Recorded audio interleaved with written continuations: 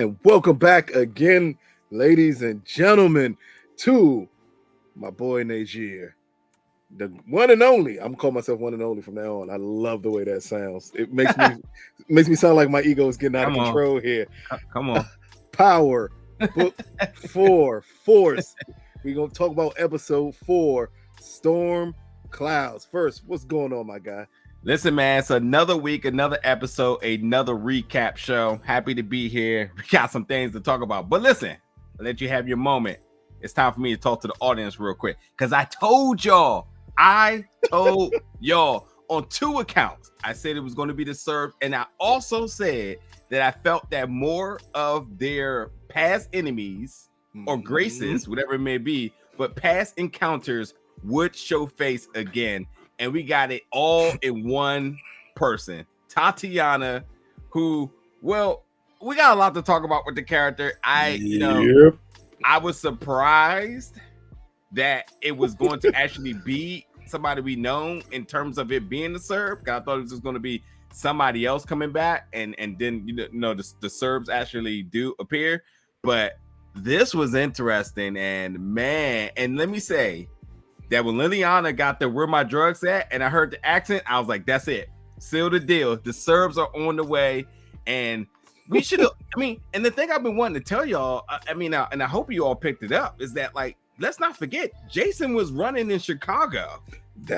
You actually brought that up in the first episode, I want to say. So just in case people didn't realize it, like, Jason was running in Chicago. So it just makes sense that once, and I was a little bit, like, kind of like shocked that, like, they knew Tommy was in town.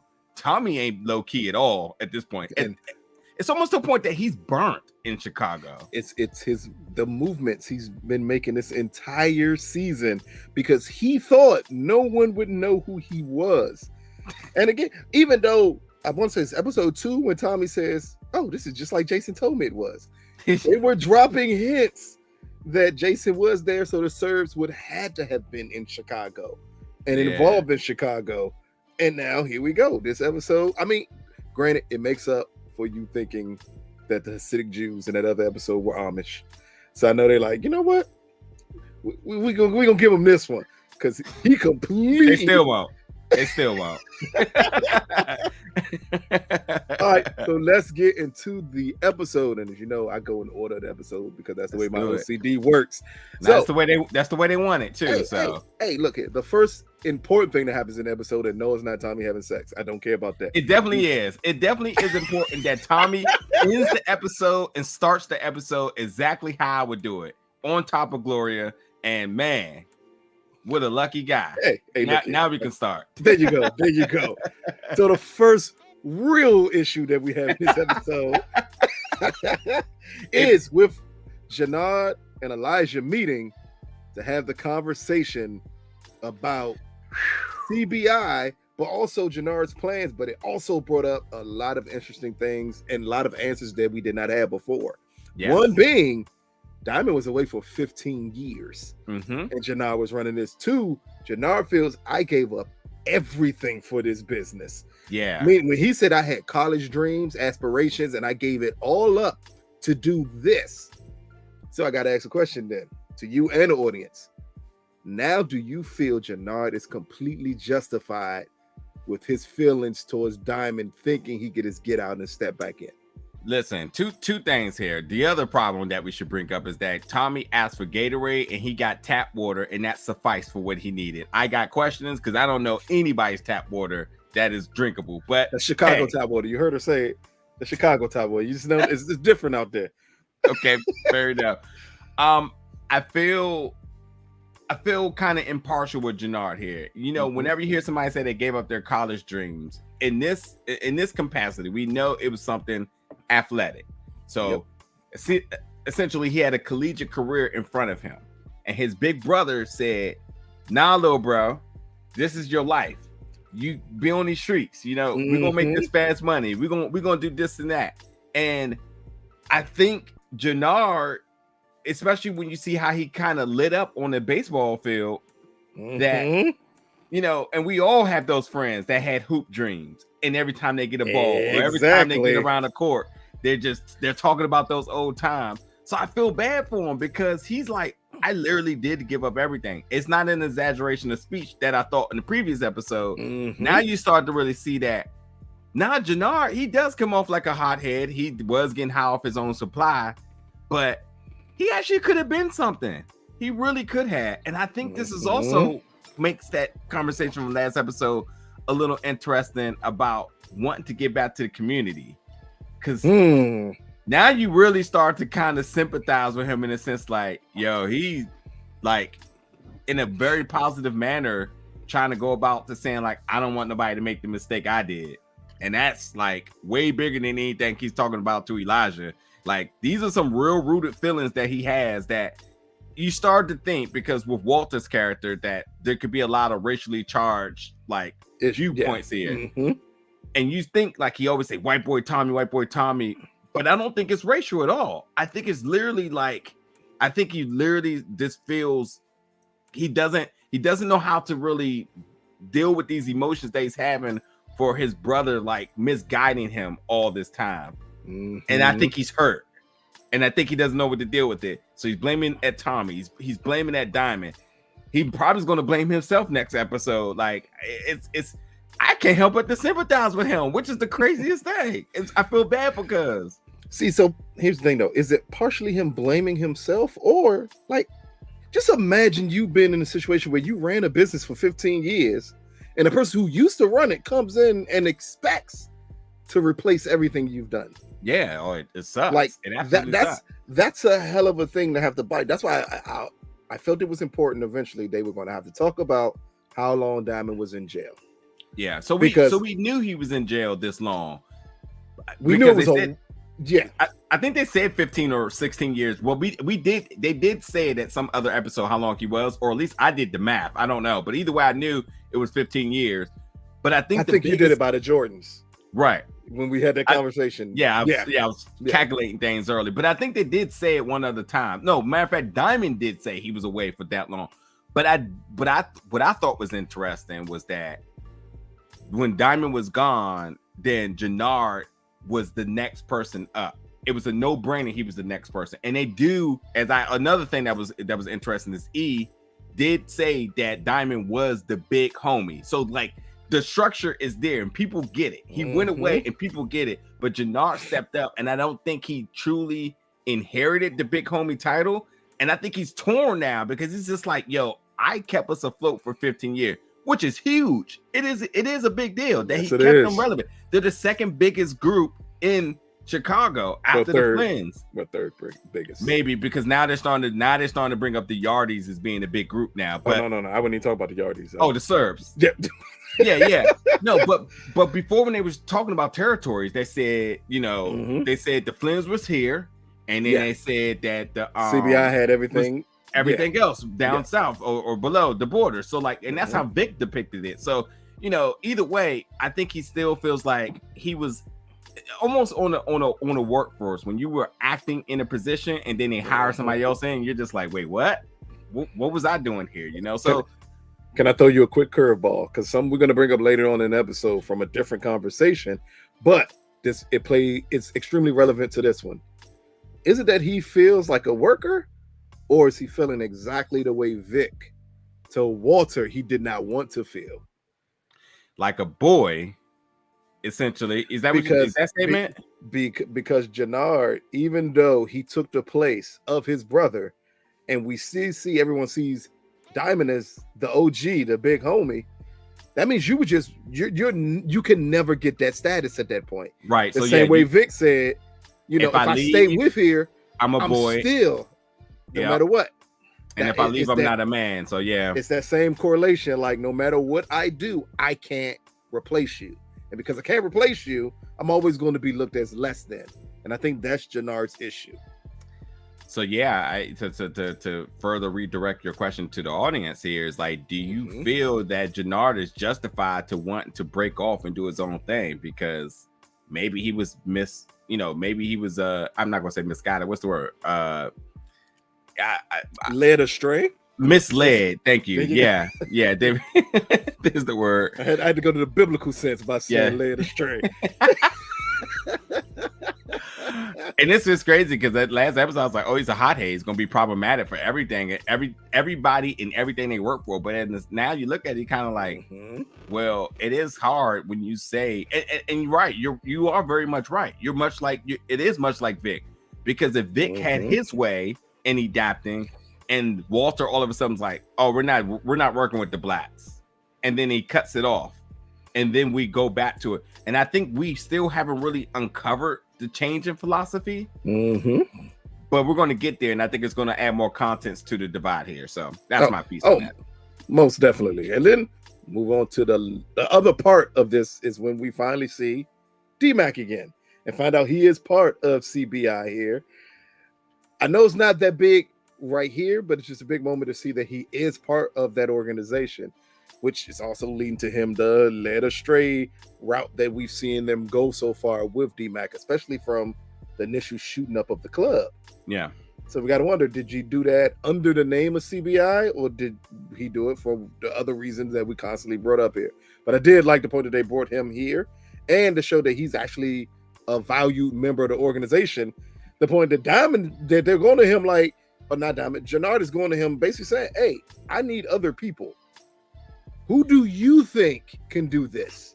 Okay, I have a problem with this scene because they build Dmacc as being the intelligent one, and let's not forget they brought Dmacc in to get more shooters, but the idea was that they needed shooters, and they didn't need them to have minds. They just needed bodies. You know, they're minions in this point. But I thought it was funny that when Jannard brought up about somebody fucking somebody, and what was the word? Was it albino? I forget what it was. It was supposed to be albino. Yes. And he said Albanian. I want to say he said. Yes, that's it. And he's supposed to be the smart one. So I am a little confused here because in his character description, he's supposed to be the perfect soldier, essentially, because he's a shooter, but he's intelligent. And as he's and every time Dmacc started going down the list of the intelligent folks that he could bring in, he's like, nah. And then Jannard was like, forget the brains. Just bring the bodies. I'll work on the brains. To me, to make this very simple, this is all a recipe for disaster. That's it. He's a little street to make it. He's a little street dude who knows other little street dudes that are willing to follow everything he says. That's it. Point blank and simple. That's what makes him the perfect soldier. You could give me bodies. You give me other putties that I could put in front of bullets, and they'll do whatever I tell them to do here. Yeah. Because the moment he confused Albanian with albino, told me a lot of stuff there. Yeah. Because they are not equivalent to each other at all. Listen, so it's kind of confused why you got those two. Like, didn't make any sense. And I think he's 16, but listen, I'm no spelling champ, but at the end of the day, I think everybody knew what albino was very, very early in their lives. And if you didn't know what albino was, but you knew what Albanian was, then like that's crazy. That is crazy. And that you think an albino is an Albanian. That's another crazy shit there. You better get him checked. You end up saying that to the wrong person, man. Exactly. But again, move on. The next part episode, Tommy working with Liliana as again breaking down Chicago and attempting to find a way to repair the damage that Walter did. And this is when we get the true first introduction of Tommy thinking, we can work with the Yardies again. It doesn't matter what happened before. This is just the mindset of Tommy. Tommy's mindset so far in this season has always been, no matter what happened in the past, even if the past was a day ago, we can still come back and work with you to attempt to move this product and also to build real estate, which is the ultimate goal for Tommy, is to build real estate. Yeah. The Yardies, we know that our introduction to the Yardies was absolutely crazy.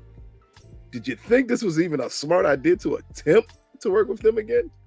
In retrospect, I'm like, all right, not a problem, because like he has the philosophy that money trumps everything. So like if there's money, if cash flow is coming in, then everybody's happy. I mean, and when you look around the circle here that of people he's dealing with, there's enough justification for it. Liliana said, the money's good, I'm there. Diamond's like, if the money's there, forget all the racist stuff. I done already, metabolized it. I learned how to work through that. Exactly. If the money right, go through it. And then Vic is like, you could be fucking my girl, but like if the money right, then we're good. So why not? Hey, why not go back to them? So, in retrospect, you look back, you're like, yeah, not a bad idea. But as more context come into it, they really built the Yardies up to be extremely dangerous, which they never mentioned. Now, Zamos is the leader, and I know somebody was getting on me about that one in the comments. I get it now. Look, it's a lot of names we're going to learn in this episode because a lot of the hierarchies are being built in this, established. And this was an episode that we watched once, and we're here doing the review. But I definitely got very sophisticated notes to get some of these names right because there is a lot of new names introduced, and I think we're going to figure out what's that mean going forward. But yes, Zamos is the leader of the Yardies, and why they were not named in terms of the big factors. Well, when Walter heard about it, he was like, what are you doing? Them and the CBIs, you're literally looking for trouble. This isn't good. And well, whether they got tipped off and whoever tipped them off, we'll talk about in a second. Yeah, I'm about to say, that's something we definitely got to have a conversation about. But everybody eyebrows was up about them being there. So was it a move for him to make? In retrospect, it wasn't a bad move. On the front end, I'm like, what? That just doesn't make sense. So now we got a couple of quick things. One, Claudia attempting to establish business outside of the family with someone who she says is just like family. Now, this is always a move that we've been waiting to be made. We understand the mindset of Claudia. We understand the product that she has. We understand everything that we believe she has that should make her the new leader of the family here. But again, this is making a deal outside of the family. And with the first thing she tells him is, if you go to Vic or Walter, that's it. How dangerous is this though for her? Because that's been a lot of trust into somebody, even though she says again, they are close, clearly. And he says, you're the only Flynn I trust. Yet and still, we've seen how this has worked out so far for Vic, thinking you could do business behind Walter's back. This is one who's doing business behind Walter's back that Walter doesn't have respect for. Yeah, this is definitely interesting. One other thing I want to mention about the last scene, it's funny how Tommy still won't feed Liliana, and I was like, well, maybe he doesn't have food or whatnot. But I took a look in his background. He has seasonings. I think he had Crystal's hot sauce. Tommy is definitely a black man. Yeah, clearly no white person has crystals. Yeah, so maybe Texas Pete, but they ain't got crystals. I'm pretty sure it was Crystal, but he had hot sauce back there, and I'm like, so he had seasoning. That's another big thing too. But nonetheless, yeah, I'm like, come on, man, feed your girl, man. How you dogging her like that? But here's my thing. If this had been anybody else, this is problematic. But I think what's unique about this is that we're going to truly see how special and how respected Claudia is. Everybody knows Walter has her on a leash. Everybody. It's not even a secret. But everybody knows she's the next hero up. And it's just a matter of time. She's going to be on the throne. That's what everybody's philosophy is that she will be the next person because she has it all made. She has it all figured out. So I think this is a very low risk trust for both people because they know she's about her business. She's a Flynn. The name rings bells throughout the city. But actually everybody knows that like she gets things done. So risky for her? Not even. I do not see this being a problem going forward. I think that everybody knows that if she's doing what she's doing, oh, this is major. I want to see it at the table. That's why she got that advance because he already knew what time it was. The point that he took a hit of it and was like, oh, yeah. Oh, no, this is some good. I just love the way people on this show take bumps like it's absolutely nothing. Like, please, people out there who maybe want to dabble in drugs, don't just take. Well, wait a minute. Just take. This is literally the advice I have. I said I would never do it because I know I'll be the one to be like, I'll just try it, and then I'll be the one that die. That's why I would never do it. Be the one hooked on it all of a sudden. Yeah, no. You just don't take random bumps of new drugs that you know nothing about. But listen, it's so good because we got proof that you could come back from these things. Look at Wanda. She got her grill back. Life is good. You can bounce back, folks. So if you do want to take that bump, go ahead. Wanda. You get perfect white teeth right afterwards. Even in the 80s, Joe, before veneers came out. It is crazy. Listen. Wanda caught one of them flights to Colombia and got the hookup, bro. That's all that was. She got a teeth BBL. It's nuts out here. Let me stop fooling. I gotta ask a question because I want to make sure I get his name right. Which is one? it Paulie? Paulie. Yes, it is. Thank God, because I said it's Paulie. It gotta be Paulie. Now we get to quick scene with Paulie and his son. Now that we know his son is strung out, but it didn't really play dividends in this episode, but that is something to pay attention to. Liability. Going down the line. Not only just a liability, but why is he strung out? It doesn't have something to do with what happened, what Diamond got blamed for.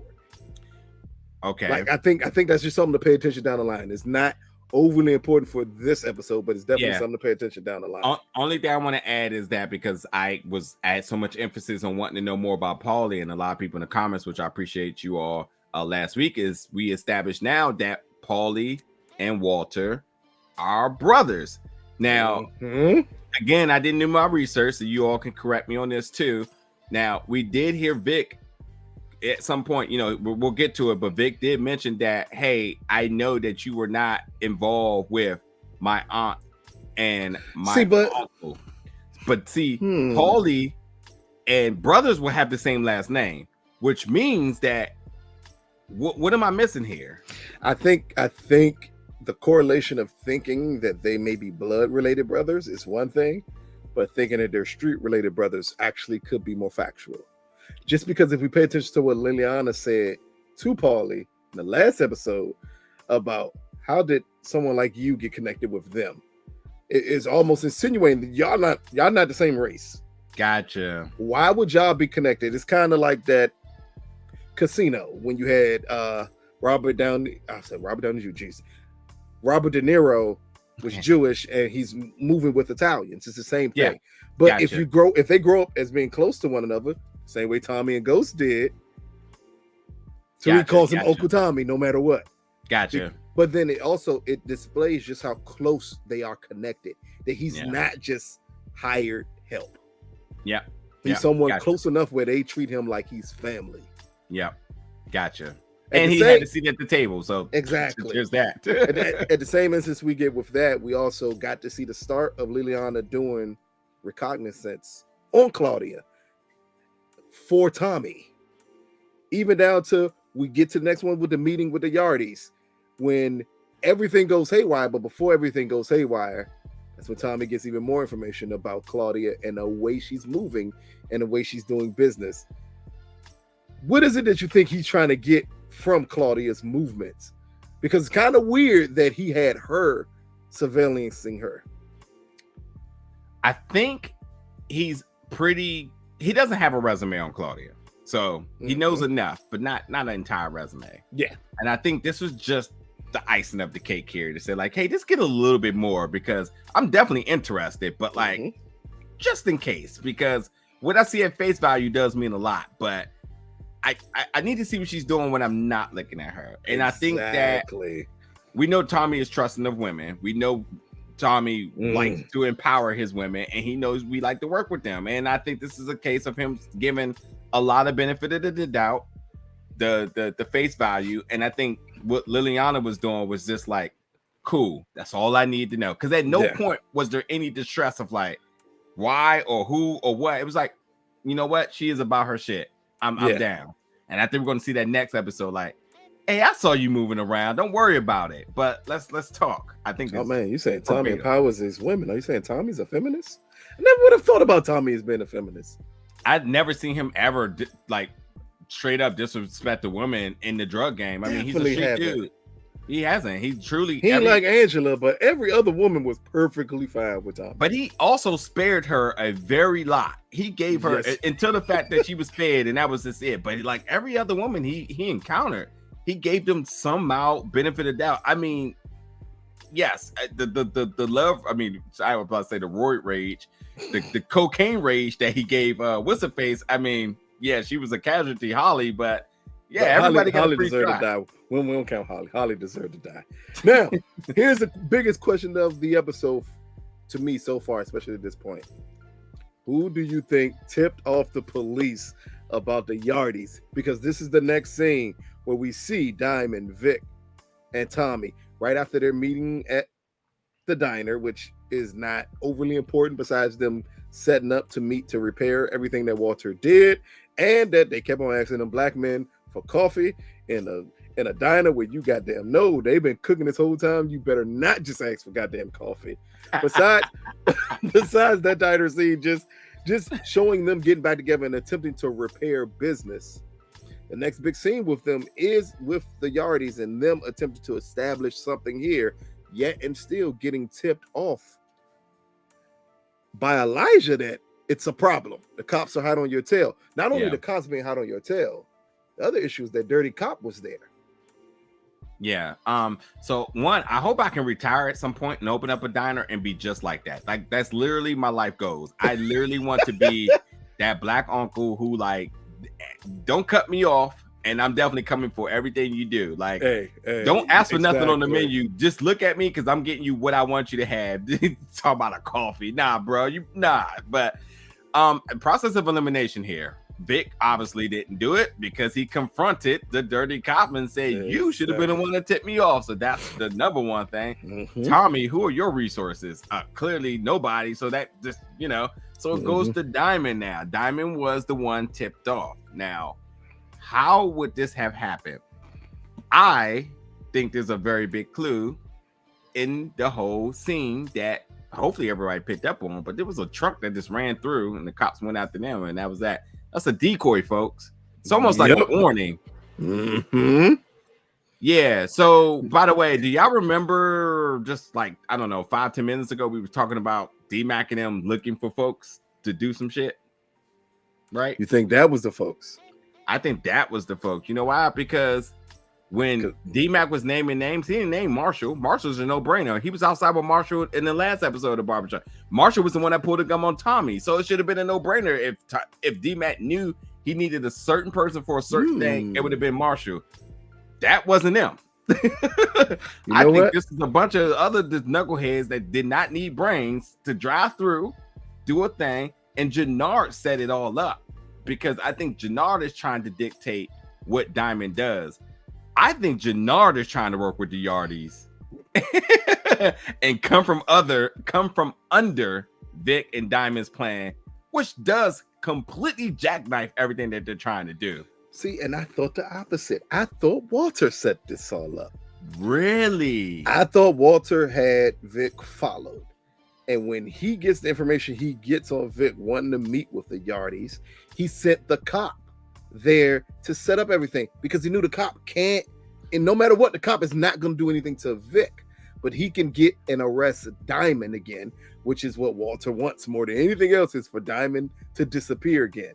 So when that cop shows up and he's like, what are you doing here? Like, I'm supposed to be going after Diamond. I think that was a key part to me when he said, what were you doing there? He was only expected Diamond and Tommy to be there. Which means to me that may be something that Walter set up. And especially for Walter to know about it. Because if Jannard set it up, why would Walter know? Okay, so my only caveat to that is I do not believe Walter wants to work with black people. It's a cop. I get it. But that cop is on Vic's payroll. That's Vic's doing. And we know that Vic does not mind going from under his dad to do what he wants to do. I don't think Walter would go directly to a cop. And you think he would be satisfied with this cop that really can't do nothing? I think we may be looking at, is he on the Flynn's payroll or he's just on Vic's payroll? That is what I was saying in the comments last week, folks. Yes, he's not on the Flynn's payroll. He is on Vic's payroll so that Vic can bring intel back to the Flynn's. That's how this world works. So Walter and this black cop, no contact. But does Vic have this black cop working for him and then he takes that intel back to his dad? Absolutely. Because when you think about it, that puts him in good graces with his dad. That proves that, like, I got the streets figured out. You know? We got to, at this point, we kind of know the cop, dirty cop, because we're not calling him Cephas. Is that his name? I don't know.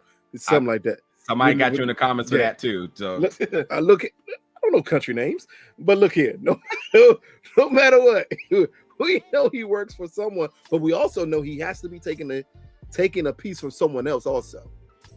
just because of his interaction with Vic after this whole incident. And once he approaches Vic and Vic lays out why he has this cop under his thumb, we see after Vic pulls off his reaction to Vic. Like, damn, like you're not supposed to know this information. So that means he's getting money from someone else. Again, I thought it could be Walter. You may be right. It may actually be Jannard. I'm just questioning it a little bit. Just because how the hell would Walter know about any of this? So as fast as he did. Yeah, no, you're right. And I thought that too, because when he brought it up, I was like, so is there like a piece of this scene that was kind of cut or something? You know what I mean? Which could be that editing, and it still works. It works either way. Either he knew beforehand, or we just got right into the conversation where Walter didn't sugarcoat anything. He's like, but at the same token, Vic was very transparent. Like, no, I'm trying to do what I'm trying to do. He didn't hide it, which I thought was interesting too, because I thought that he may take the Claudia route and saying like, I'm doing stuff, but I'm not telling them. But Vic is like, no, I'm doing stuff and I'm telling you. at this point, I think after the meeting happened last week and after Walter blew up everything, that Vic hiding stuff is now over with. He's basically telling his father, I don't care if you know. This is what I'm doing because the family business is struggling and I can't have it struggle. Yeah, Victor Luther King now is also trying to end segregation. So is it segregation, or he said something very important to Tommy at the bar? I don't want to take over a struggling empire. Yeah, I mean, he can say that because Tommy's white, so it doesn't really apply to him. But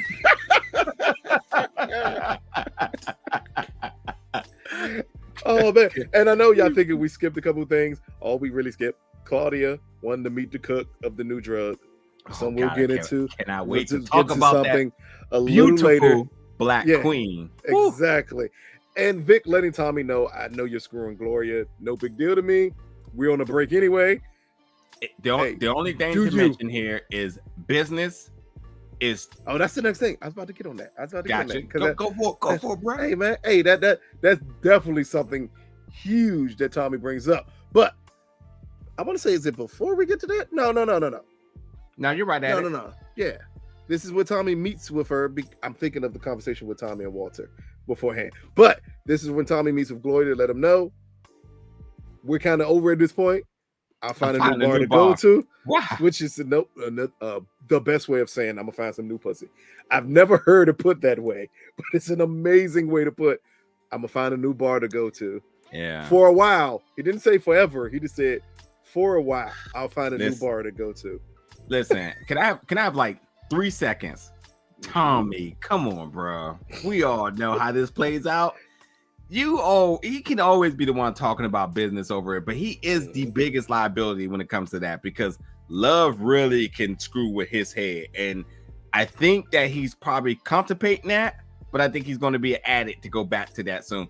The only caveat to this is, well, when we find out a little bit later in the episode that he has more family here in terms of looking for acceptance, which is his biggest thing. He is a stray dog looking for a home. So if it's not love and Gloria, then how about more family? That also suffices for him as well too. So we'll see. But he said that the Vic very righteous, but I was like, I'm not buying that. You're gonna have to prove to me you're not gonna run back to her and you're gonna put business first. But could this be just Tommy attempting to dispel one of Tommy's flaws, which is we understand how he is with women. We fully get it. But was he that way with women because Ghost was a possible cushion for him? Well, I could fall a little bit more because I have someone who I equally trust. Not that can take over the business, but I equally trust this guy to do the business part of it. So even if I slip, I know my brother got my back. But he's now in a situation where there is no one he trusts to have his back. And he's like, I can't put you over business now. I'm not in a position to do it right now. Listen, I'm gonna say this one time. Vic yelled out to the top of the bleachers, MOB.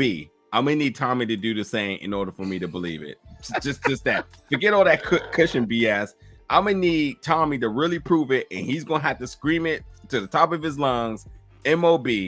Until then, this is one of his flaws. Now, the next moment I want to talk about is a sweet moment, because we're going to get back to the actual moment that follows this meeting between Tommy and Vic, which is the situation with Liliana and the Serbs, but we'll get there later. But here, Tommy, JP, Father JP, as we see the issue, Herman. I'm gonna call him Father JP. Told you I got the names ready because I got you, bro. Hey, they made sure to pick an old black man's name. Ain't nobody born after 1960 named Herman. It just does not exist. But here we see the distrusting dad as he's just questioning his son's safety because he doesn't trust Tommy strictly because Tommy was raised by Kate. What did you think about this whole dynamic? I think this is one of the best parts of this episode, of this dynamic of the father attempting to get more information from Tommy, JP sticking up for his brother here, like, nah, man, we're good. Like, even Tommy calling him his brother, and even Tommy identifying it like, yeah, it's weird for me too. Yeah, but just that whole dynamic, which I hope builds more, because that can be a very interesting dynamic. We've never seen, besides Teresi, quickly, a true father figure in Tommy's life. Yeah, and there's nothing like a black father, folks. This, even though I have an absentee. Hey, very limited. I'm very limited in what black fathers do. Yeah, but when they're there, and for all my good black fathers out there, salute to you all. But no, I think that the biggest thing here is the camaraderie with the brothers. But I think the interview process that's happening here is important. I would have hated this to be any other way because it had to be done this way. They are connecting the whole dots of the family dynamics. We see why JP is the way he is. We see why Tommy is the way he is, because Kate, well, they defined her in her entirely. What type of woman will leave their kid? Child. Well, that's Kate. A piece of a no good one. Yeah, that's Kate.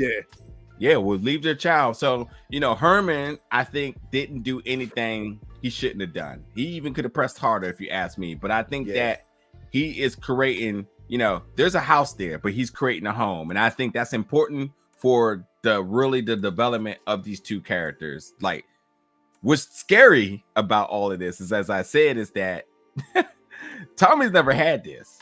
Yes. And we do see men truly becoming their best form when they actually have a father involved. And the fact that he's actually been thriving, to whatever you want to say, to whatever extent you want to make it, this is interesting. I really am curious to see where does this go, because I think that not only does it build the trust between the brothers, but they also have a security blanket with the father that's there. Not to BS with Kate. Kate was a liability. Kate was like, Tommy, I need a bump. I need some money. Where's Ghost at? Dismissive. Her real son. Yeah. All the things that created trauma for him. Let's create some healing. So I'm man. Hey, I'm all for them giving Tommy a black father. I just need that relationship to grow. where he actually has that, because it could be the first father to hold Tommy accountable for his actions, and I think that's the most important part for Tommy. Yeah, He's never had that parental person hold him accountable for the things that he does, and I think for this new iteration of Tommy, that's going to be highly important. New iteration, that's a good one. I want to go as far as saying, and I know somebody's going to correct me, but I want to go as far as saying that this may be the first person that may make Tommy earn trust. And this is, we talk about development. I think this may be the first person to ever do it. We've never had someone force Tommy to earn trust. That is a very interesting way to put it. Yeah. Okay. Now you got me. See, this is why we do this show. Now you got me thinking, and that don't happen too often. But now, not you. Damn, that sounds disrespectful. Not you, but in general, it doesn't make me really be like, damn, we've never had someone in the Power universe force Tommy to earn their trust. The closest was what, Keisha? I was going to say that. Lakeisha, I was saying maybe that, but I don't think so either. Because Lakeisha had to earn his trust too. Maybe you got who was that? Look, he did have 2 cameos early. So now, next up, Liliana finally having to deal with who she stole the drugs from. And this is when we get the big reveal that it is the Serbs. As you said, the moment the accent comes out, you know exactly who you were dealing with here. Yeah. And we get the whole setup of them coming to her, telling we need the drugs, and then we see them semi-torturing her before she reaches out to Tommy for help in the best way humanly possible. I 1,000% agree with Tommy. It's brilliant to say we need to meet, bring ghosts, because that means he automatically knew it's a problem, and it's a problem that we need to solve here. How much did you feel vindicated the moment you saw them show up? I fucking jumped out my seat like, see, I told y'all. And again, I keep saying that. Remember, Jason was based in Chicago, so it was a big indication. And when we saw that much drugs, we said, oh. And I kept trying to say, oh, the whole spider thing. What does that mean? I still don't know what that means. But it is interesting when we talk about Tatiana in a second, that she was one of those symbolic tarot card persons. Remember, she left the one with blood in Ghost's death. So like, I get it that like they're into all this symbolic stuff and whatnot, whatever it may be, but enough clues should have led everybody to also confirm this. But hey, y'all got all these other things and whatnot. Y'all get mad at me because I said Amish and these people were Jew, and y'all call Lucas Nigerian Lucas. No one yells at her. Y'all just got all the hate for her. I don't get it. Make it make sense, folks. But Liliana proved her keeps. Yes, here in every fashion. But the Serbs coming, not only the vindication, like it felt good, but it makes this thing, it blows the doors off the possibilities of stuff now. Because I talked a lot about it before in the end of some episodes, but now that they're here, we got big players in every district now. Now we established that CBI, I believe CBI has the lower borders. Yes, the Flins have the higher borders.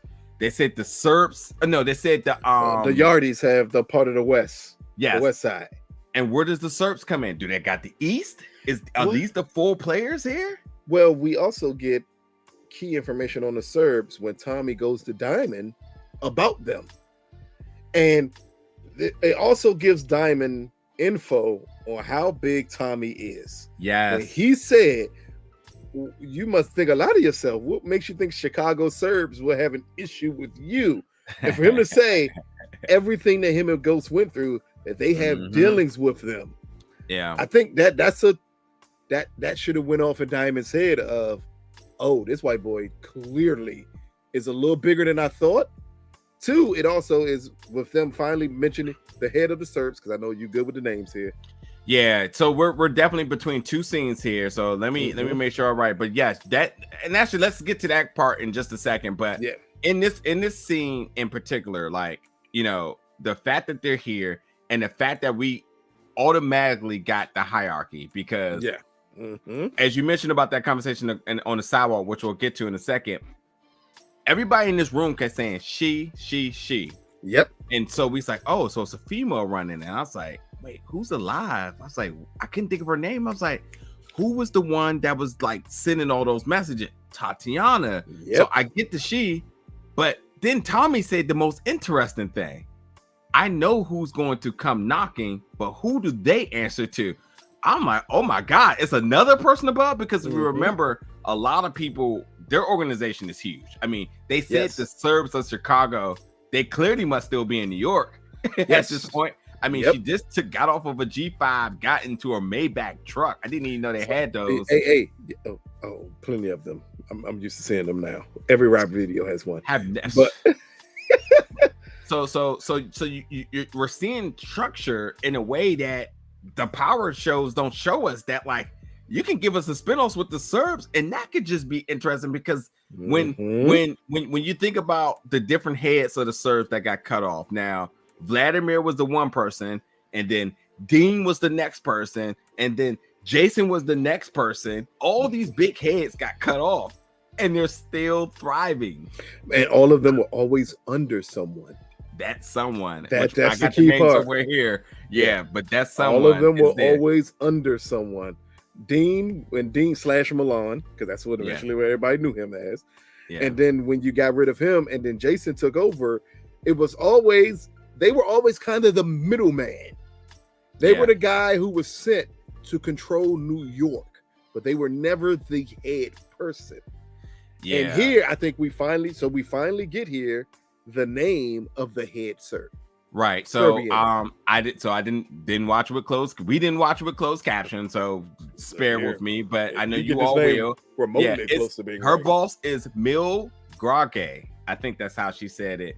At least that's how I typed it. But yes, there is a person above her. So everyone has a boss, as we always continue to know. Exactly. But this is a person we haven't heard a name of that's the wild thing about it. From in the original Power series, we saw them as the big people, the duo that was running things. Yep. Boy, were we wrong. And well, there it is. There's another person up top. Even for, again, if we go back to Tommy's and Diamond's conversation, even for Diamond to be like, you're on your own. Like, you don't understand just how powerful they are. So if you have CBI, who was already a huge organization in Chicago, willing to bend and say, there's no way we're taking on the Serbs. Yeah. For Walter to tell Tommy during their quick meeting, I hear you're in big trouble, and that little sidekick of yours is about to bring a lot of trouble your way. That means Walter knew exactly who was coming after Tommy. Are all of them working under the Serbs? I don't know, man. I don't know. That's a wild thing. But I mean, the only reason I wouldn't, I don't know. I'm not even gonna make predictions. So I won't extend the show longer than it needs to be. But that's a good question. And I think fans, let's speculate in the comments. Do you think the Walters? Do you think the Flynn's but maybe answering to the Serbs too? Quick point to make. Different drugs, but who knows? Point to make though. Remember when Tommy was moving with drugs for Jason, he was moving pills. Oh. I forgot about that. He was moving pills. I forgot about that. Yeah, Jason always had to connect with pills because that's the ones that Tariq stole when he took it back to Stansfield to sell, and it was Jason's product. So again, pay attention to it. Not Stansfield. Choke. Yeah. See, I know this thing because what's wrong with you, Lucas? You should know these things. At this point now, your name is Webster. Hey, you should know what happened in season 3 of Power. And they're like, no, we can't remember that far back. But again, here, after all of this happens, after Liliana makes the call, we get Tommy being Tommy. That's the best way to put it here.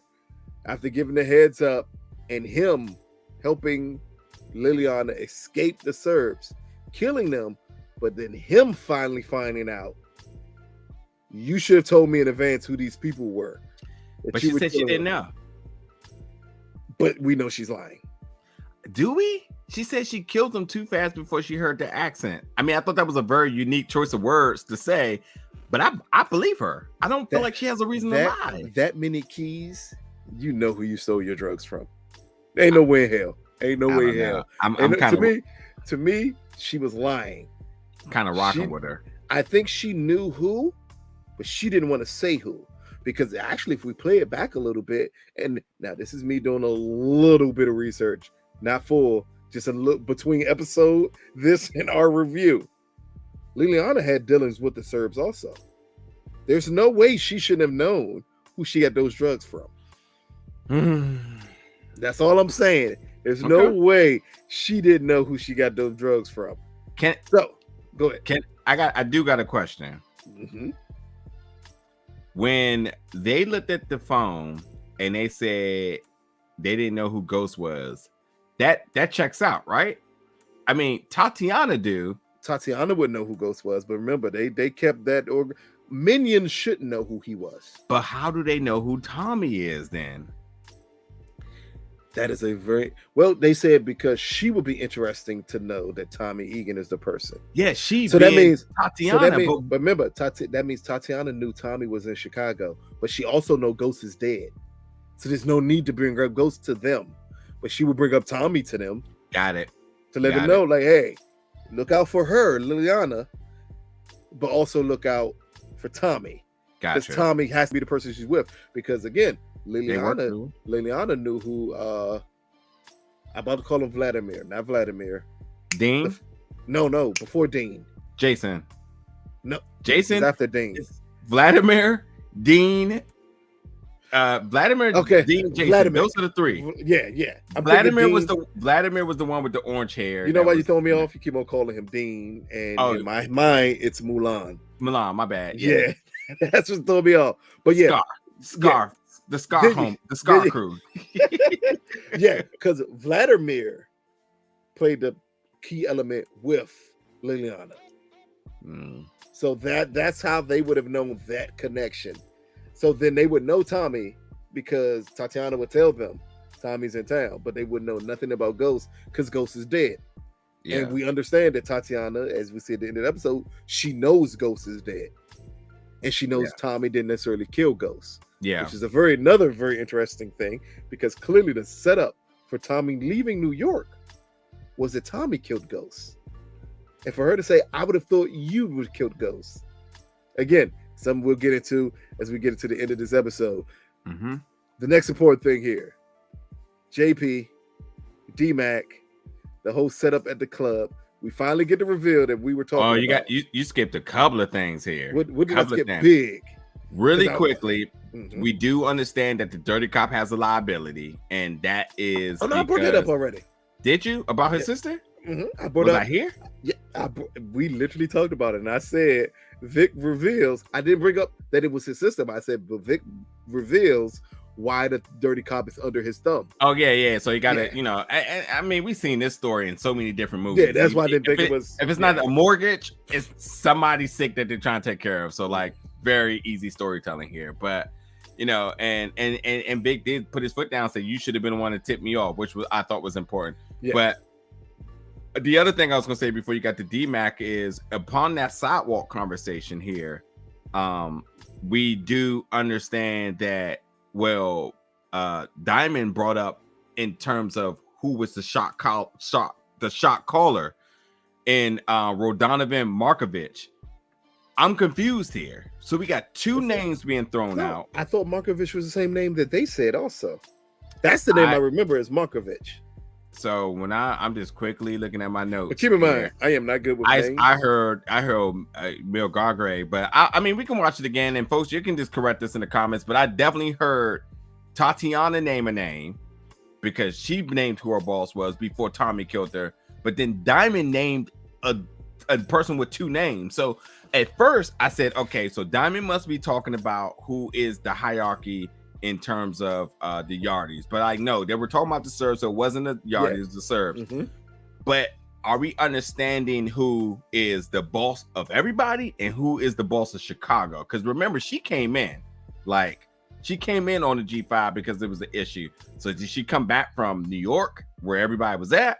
So, I'm not going to figure this out. This is why we do the show, so we can be personal with you all. So you go let us know. And obviously you get a chance to watch it with closed caption, but let us know, like, what is the structure going on here? Because Tatiana named the name and Diamond named the name. And, Diamond said the shot caller was Rodonovan Markovic. I specifically got that written down. Yes. But I'm pretty sure that Tatiana said that her boss was Mar Gargray or something like that. Mar Gargray or something. I don't know, but whatever. So there, let us know what's up with that.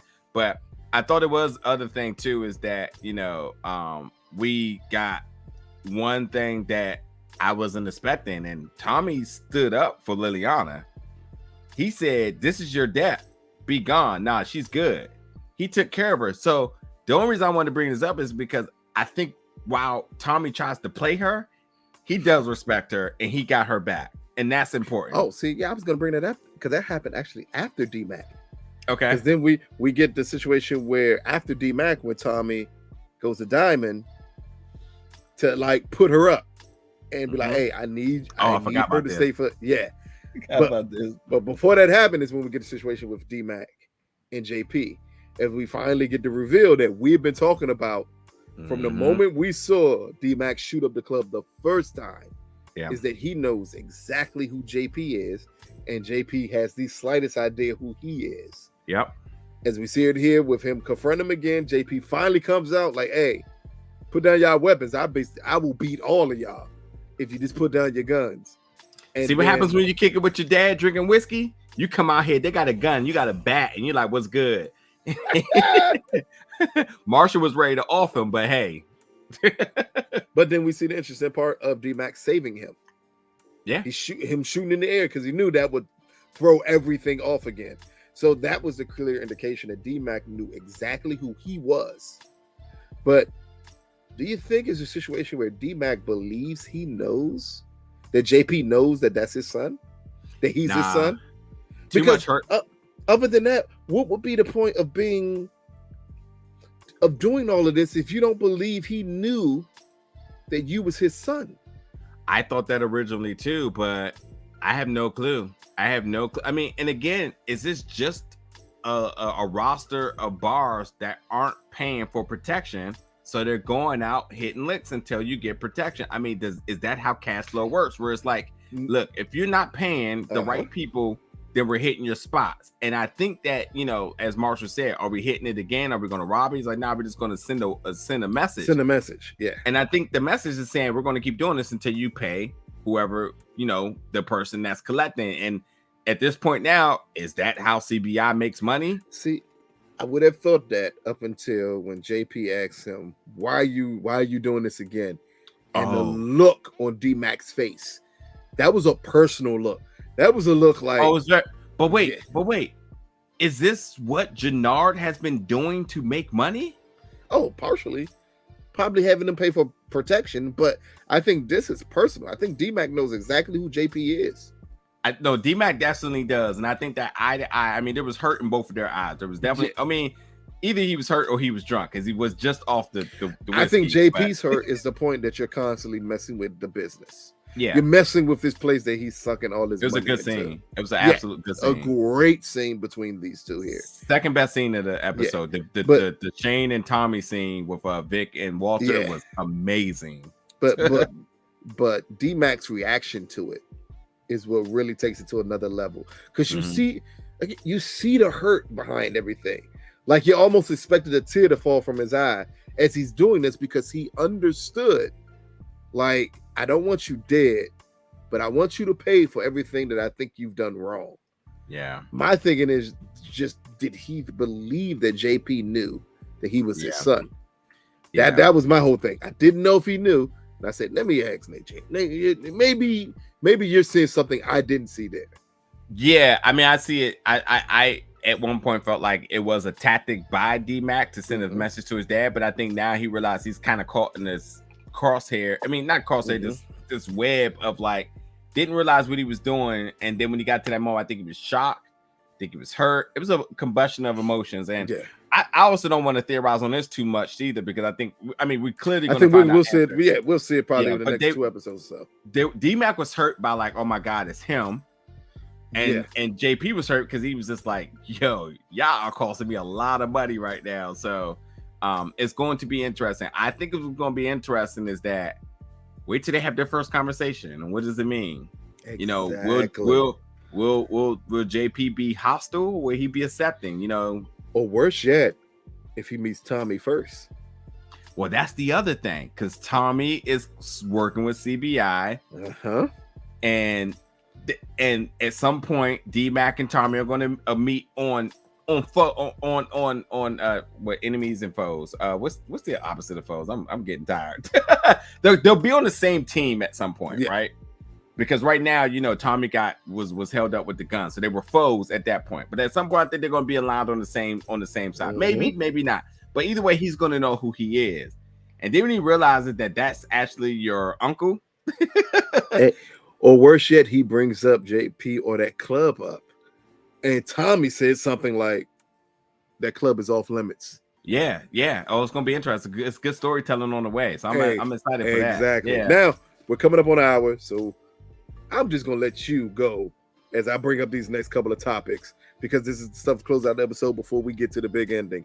First up, Liliana, Jannard. You see the setup. Tommy leaves her with them as he plots out to take out the Serbs if necessary. What did you think about the whole interaction between Jannard and Liliana?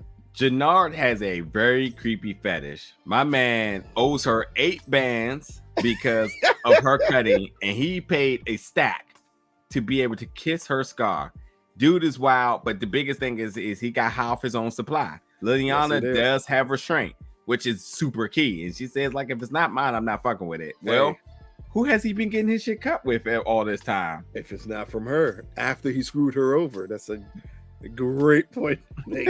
But Jannard, creepazoid, like, bro. I ain't gonna tell you how much I actually thought that was a sweet little moment. But let's get to the I'm a little sicko too. I thought that was a sweet little moment. I mean, I'm not kissing nobody's scar. Let me kiss that scar, baby, and give you 1,000 for it. Like, bro, what? That's one thing I'm not doing at all. I'm not kissing your scar. But next up, Claudia meets the cook, who turns out to be a doctor, which threw me off a little bit. That's who it is. But we meet this beautiful, fine Nubian sister, like Delilah. Oh my goodness! Look here, look. I fell in love instantly. The moment I saw her, I don't care what her name is. All I knew is I fell in love the moment I saw her. But it also sets up a nice dynamic of Claudia, because Claudia did not give her an option of doing anything. Claudia's a shot caller. Mai called this. He said, like, you're calling all the shots, but I think Mai made the right call by saying, like, I'm gonna give you my cook, her chemist. Because she was a little bit reserved, because you're like, did I make the right friend? Well, that's a dicey move, because you would think you go to the top person, but hey, this is just another vindication that Claudia is the person to deal with here. So now the last part of the episode, the biggest part of the episode, Tommy, Tatiana, we get finally the big meet. We get I thought you would kill Ghost, your partner, and then Tatiana revealing something that has not been revealed at all through the power through the last 5 seasons. That's right. When she says, I saved your life.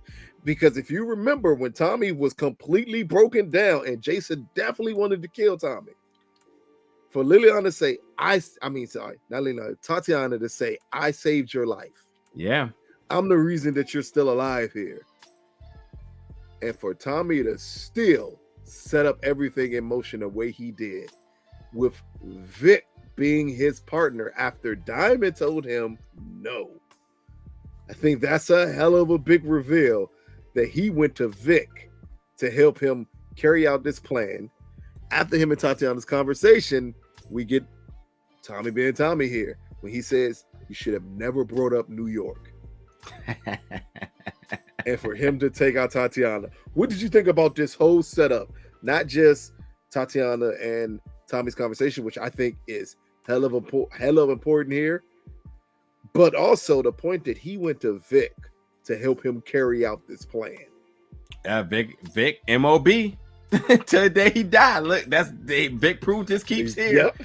But when Tommy said bringing up New York, I wonder if he felt like that conversation was, I don't know, bad exposure for the Flynns of knowing kind of where he came from and whatnot. And also, like, I thought you would have killed your partner, and like that's a very, whether you did it or not, that's like a like, so I don't know. I mean, it's Tommy being Tommy and it happening. I was a little bit like, oh, I thought we might get to see her around a little bit more, but hey, that's why you had to introduce names that, like, there you go, and there's more people to come. So who's next to catch a G5 over and whatnot? So it was a good way to end that. That's what I mean by Tommy being Tommy, not just because he killed her, but he killed her out of emotion. He killed her strictly out of emotion, understanding it's going to be blowback for me doing this, but still him not containing his emotion. Because I believe when he said, I wish you'd never brought up New York, it was her bringing up ghosts. Yeah. Because that is still something Tommy does not play with when it comes to ghosts. And I thought that's why he killed her. Like, you should not have brought that up. You brought that up, that's a sore spot for me. Because we've seen from the first episode, I want to say to the third episode, Tommy still dealing with Ghost's death. 100%. And him being extremely emotional behind it. So for someone then to bring up, not only did I think you would have killed him, but everything that surrounded all the other emotional aspects that Tommy went through, and him like, oh, you have to die. Yeah. Because you're exposing a weakness that he can't have anyone else know about. Yeah, and I think Vic's gonna bring up Ghost soon. That's gonna be interesting as well. But I don't think it's gonna be in a hostile response, but I think he will bring it up to kind of get some type of clarity for his end. But maybe not. Maybe Vic is like, look, man, the money's good, we rocking, so be it. Let's end segregation. And we're gonna be all right. Now, if only Tommy took that approach to all the fans in the power group to stop saying that Ghost is still alive, there'll be a lot more should I say content of substance instead of people with their witch hunt of that. They're still waiting for Ghost to show up in this season. and maybe in a flashback. Maybe they'll give it to you in a flashback to help some of you all out. Ghost is with Sissy right now in Cuba. Y'all like our crossover combos. Y'all love them. So, again, last final thoughts of this episode. People, what do you all think about the reintroduction of the Serbs in this episode? Do you think Tommy taking out Tatiana will, in the end, hurt his business? And do you think that Vic and Gloria will ever get that dream house he drew on that napkin? A storm is coming. My brother, what are your final thoughts on this episode? A storm is coming. That's all it is. The Serb war is on the way. Let's embrace it, folks. Hey, along with the Amish people. They ain't gonna let me live, so I'm gonna rock it out. Hey, not until the end. They right at Dmacc, right in Upper Marlboro. They gonna take Tommy out after they serve you your meat. Pause. Thank you all for tuning in. Again, you can catch us every Saturday to Sunday morning after it airs on the East Coast. So that is 1 a.m. You can check out our review of this Power. We also have so many other reviews coming on Big Gold Belt. I know at this point you've already checked out our episode 1, episode 2 review of Snowfall: The Return. You can check out our reviews of Bel Air. We got so many other shows, so much other content coming your way. Please check it out. If you like it, subscribe. If you don't like it, subscribe. We don't care what you do. Just subscribe to the channel. Trust me, people, you'll enjoy all the content coming your way. Have a good night, ladies and gentlemen. Peace out, y'all.